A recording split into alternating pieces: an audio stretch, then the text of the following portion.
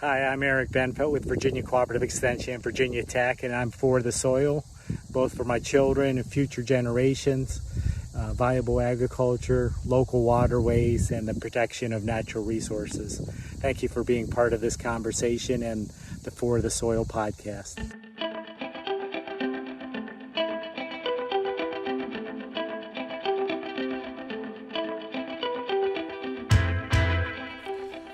Welcome, everyone, to a special episode of For the Soil, a conversation. I'm your host, Jeff Ishee, and when I say special episode, this time I mean it. It's a special episode because coming up on Sunday, December the 5th, is World Soil Day, and the purpose of World Soil Day is to draw attention to the importance of healthy soils. Well, we just thought that was right up our alley, so we thought we would do a special episode, extended episode, if you will, with very special guests. Our guest today will be Mary Sketch with the Virginia Soil Health Coalition and also Ira Wallace. Ira Wallace is with the Southern Exposure Seed Exchange in Louisa County, Virginia, and she is a magnificent person, just a person I could talk to all day long. She has a wealth of information about healthy soils, and she'll be joining us in just a few minutes. But first of all, this being a special edition of For the Soil Conversation, we wanted to bring in Mr. Terry Cosby.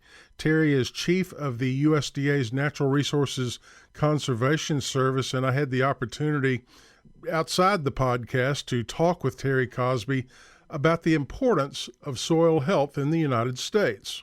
I'm hosting a brand new podcast that has been coordinated by, NRCS and Virginia Tech, Virginia State University, the Department of Conservation and Recreation, and it's called For the Soil, and it's all about soil health. And I'd like to get your comment on the importance, the big picture, the overall importance of soil health in the United States. Where do we stand, and how can we improve the health of our soil? You know, that's a very important question. And throughout my career, we at NRCS, we have an 80-year history. And so soils is the backbone of everything that we do. And I tell folks, especially you employees coming into the agency, you got to understand the soils and the capability of the soils, because that's what sustains us as Americans, and we need everyone to understand that. And so you got to have those building blocks when it comes to soil health. And it just like any living organism, just like your body, if you don't take care of it, there's some things catastrophic things that could happen to you. Soils are no different, and so we have to take care of them. We have to look at the makeup, the characteristics. Every soil is different, whether it's formed on the timber or a prairie or wherever. We understand these soils, and we have some great folks across this country that's working on this. And we understand that sometimes you gotta rest it, sometimes you gotta diversify, and you can't abuse it. And so soil health is so important to the viability of this country. That is perfect. We'll weave that into the podcast, and I do greatly appreciate your time. And that was just a brief portion of my conversation with the chief of the USDA's NRCS, Mr. Terry Cosby, as he talked about the importance of soil health. Now let's go to the show.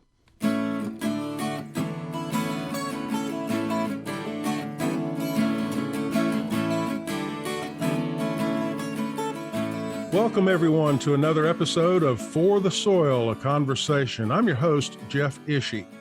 Mary, we have a special guest with us today who I think our listeners are really going to enjoy. She was a guest on my television program, Virginia Farming, several years ago, and I distinctly remember walking away from that conversation thinking, I could have talked with that lady all day long. She is a fascinating person and has a lot to share when it comes to nutrition, organic farming, soil health. Mary, I'm going to let you do the honor of introducing our special guest today. Thank you, Jeff. Yes, we're so grateful to have Ira Wallace with us today, and she's a writer, educator, seed saver, and really the energy behind the Southern Exposure Seed Exchange, and is also a part of the acorn community in Louisa, Virginia. And just so excited, she's an incredible storyteller and in the power of narrative. And so just excited to hear from you today, Ira. And I'm going to kick it over to you to hear a little bit about, to start, what is seed saving and why does soil health matter? Well, golly, two big questions. We think seed saving matters on the farm and garden level because it gives individual farmers, people in local communities, more control over the genetics of the plants that are going to make their farms and gardens thrive. It was not that long ago, I mean, when I was a little girl, that most people saved some seeds who were serious gardeners. And, by the time I was an adult, that had moved over to companies. Not that, even 100 years ago, everyone saved all their seeds, but they saved ones that were really important to them. Well, in Ira, I think we're moving towards winter right now and all that comes with that. And so it'd just be interested in what you're doing on your land to steward your soils in this season, and how do we address the 4 principles of soil health as we move into the winter? Well, one thing is leave no soil bare. We try to have crops, cover crops, or some kind of mulch, or even an intentional fallow that has living plant material covering all the soils. And we also try to turn under vegetative material and have that nutrients from that go into those cover crops before we put them in. A new thing that we're doing is occultation, covering with tarps. So we take an area and take all the material that's living and just cover it and have it die and turn into the soil during the fall and winter time. What about organic matter? Should we, as gardeners, as farmers, be adding organic matter to the topsoil? And if I'm a farmer on 300 acres of peanuts, how do I add organic matter? Well, we think having, an increased soil organic matter, like 5%, for example, you would be like going, whoa, look at that, because it just helps so much. It helps in nutrient availability. It helps with moisture retention. It helps when you have too much water with being able to cycle that through without, taking away the nutrients that are there. So I kind of joke when I'm telling gardeners, I say, there's hardly anything that's wrong in your garden that a little added organic matter wouldn't hurt. And you can do that. You can add that by taking living material from the garden and recycling it, by putting it in, by having biological mulches that are going to break down and go into the soil, by growing cover crops. We say anytime in the summer you have your soil open more than 5 weeks, you can throw some buckwheat in there and add enough organic matter to make a difference. And in the winter, when your garden is sleeping, if you aren't like us and throw so many greens in there that you have to fight between the cover cropping and the greens growing, but all of that organic matter. And we also have taken to trying tree debris, shredded bark, well, not so much bark, but especially small limbs, really add to it. One other comment, Mary, I'll turn it back over to you. Ira, I have to tell the story about the Carlisle Peanut, because every time I see your beautiful face and I read the Southern Exposure Seed Exchange, I think of Frank Carlisle, who was a peanut grower in Southwest Virginia. Now, all of our listeners are going to recognize that Southwest Virginia is not the place to grow peanuts in the Old Dominion. It's traditionally over in the south side and the more sandier soils. But back in the 1930s, Frank Carlisle developed a peanut for growing in heavy soils west of the Blue Ridge. And the only place I could find that seed stock was your organization, Southern Exposure Seed Exchange. And I've been growing that peanut, that variety of peanuts, for 17 years now. And they just continue to get better and better and better. I love reading your catalog. There's so many stories in your catalog. I mean, you can look up the page on collards, just on collard greens, and there's story after story after story after story about heirloom collard varieties. Yeah, well, we think a good seed will, speak for itself, but a good story will get people to investigate, like you did with Frank Carlisle's peanut, that story, and see how it is in your garden. It's very important. If you didn't hear the story, you wouldn't know that this is likely to do better for you in heavier mountain soils, for example. And collards. Don't get me going on collards. Let's get her going on collards, Mary, because I remember the story. I remember the story you told about discovering more than 90 varieties of heirloom collards in a recent study that you were involved with. Yes, we are still involved with the heirloom collard project. Actually, we're going to do a meeting to talk about how we can get people even more excited about collards in a couple of weeks in North Carolina with our colleagues there from the Utopian Seed Project. Ed Davis, who was one of the authors of this book's Collard, A Southern Tradition from Seed to Table. And he, two things happened in the same year. I met him, got introduced to his book, and I was going to Charleston, and I went to the ARAC there, where they happened to be doing a trial of 60 of the 90 accessions that Davis and Morgan had put in the USDA gene bank from their cultural geographers project, collecting heirloom collards from seed savers all over the Southeast. And of course, here at Southern Exposure, this is what we're all about, saving varieties. So we got together with the Seed Savers Exchange in Iowa and got 60 of those variety seeds of them. And both here in Virginia and in Iowa, we did trials of them and trying to maintain this diversity in collards, curly ones, blue ones, purple ones, shiny ones. They are so my favorite is the Alabama blue.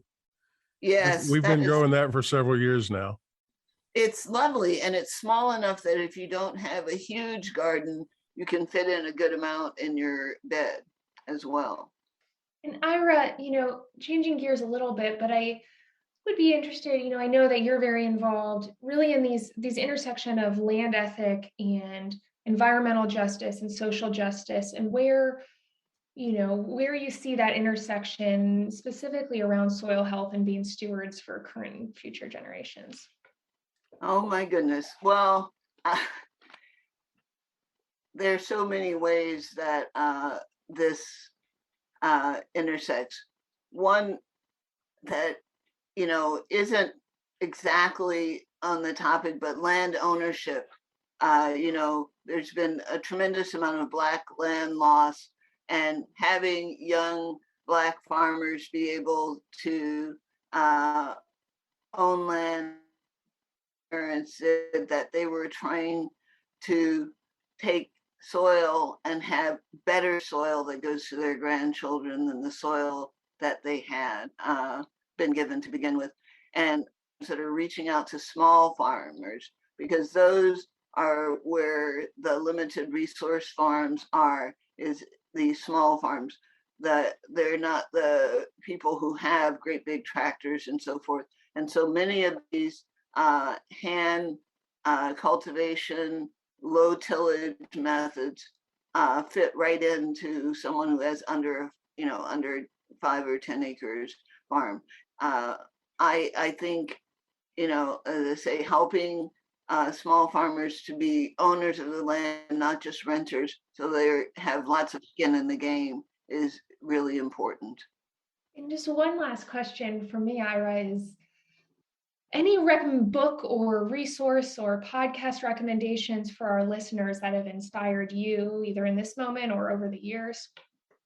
Oh, well, this is funny. This is really a Gardner reference, and it's not so much a Southerner, but Margaret Roach has a podcast called A Way to Garden, and I have really enjoyed that. That's kind of a fun one that I enjoy a lot. Very interesting. What was the name of that podcast? It's called A Way to Garden by Margaret Roach.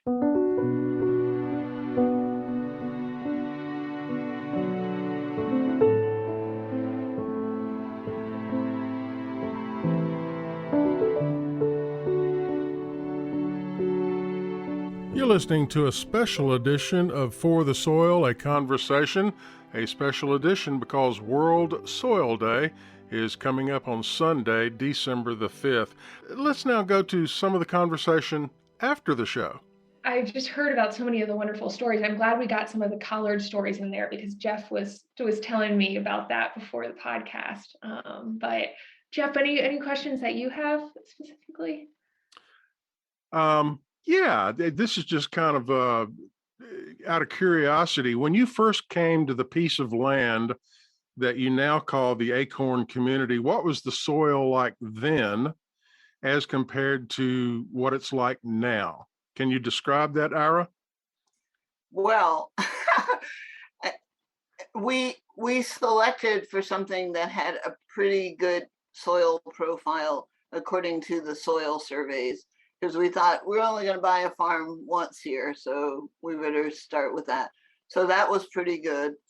And it had not actually been so much farmed as used for hay production.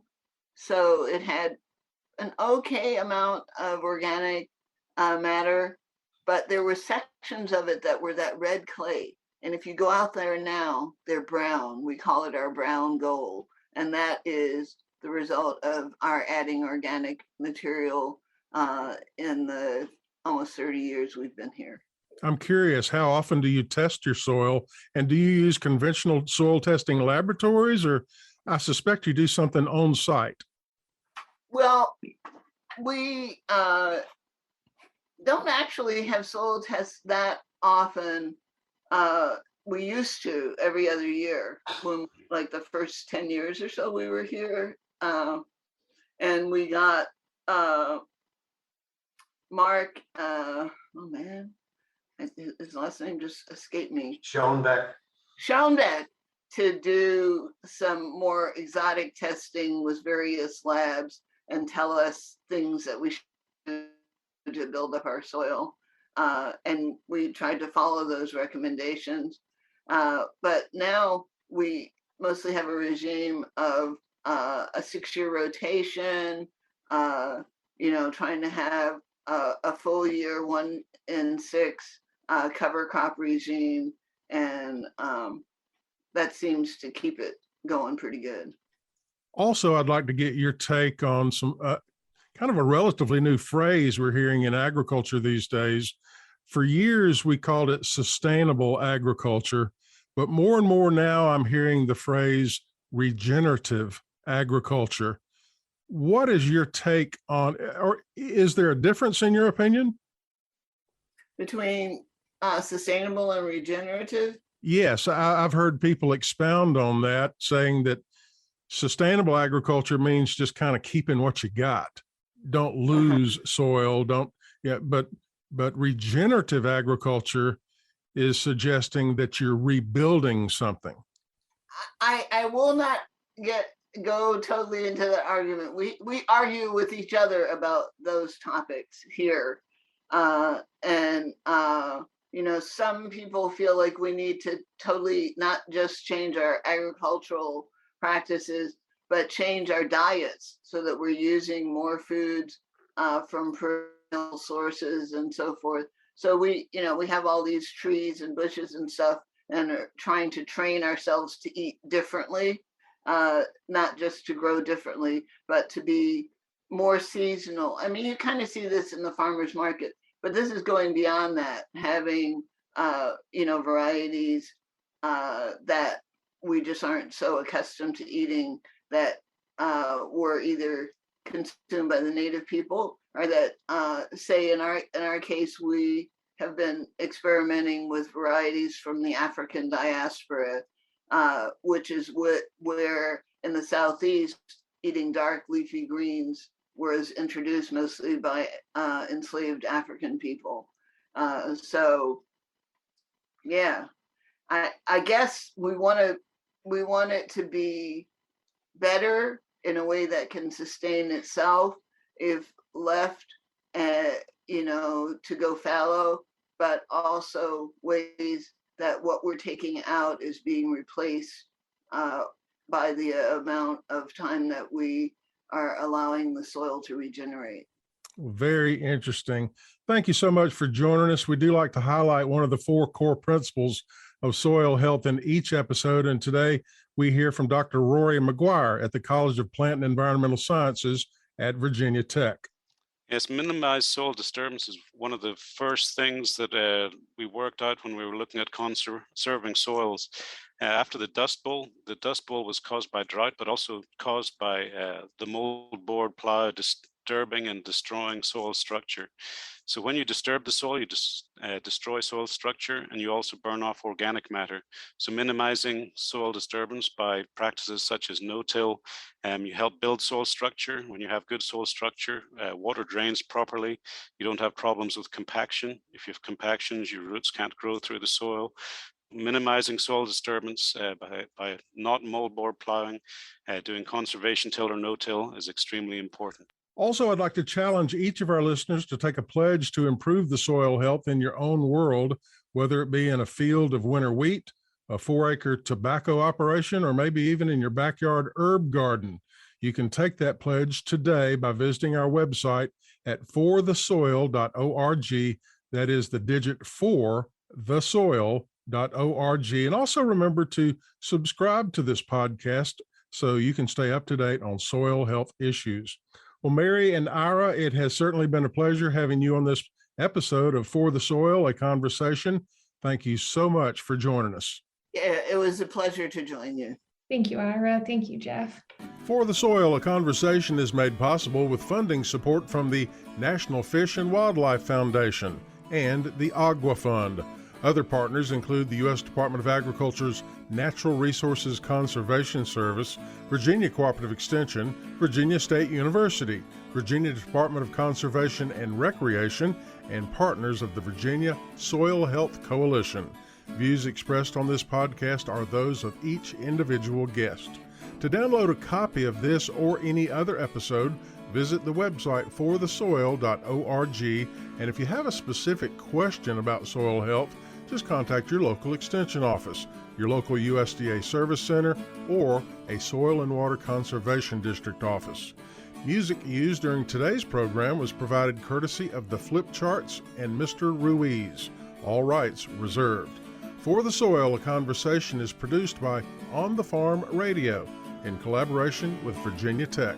I'm your host, Jeff Ishee.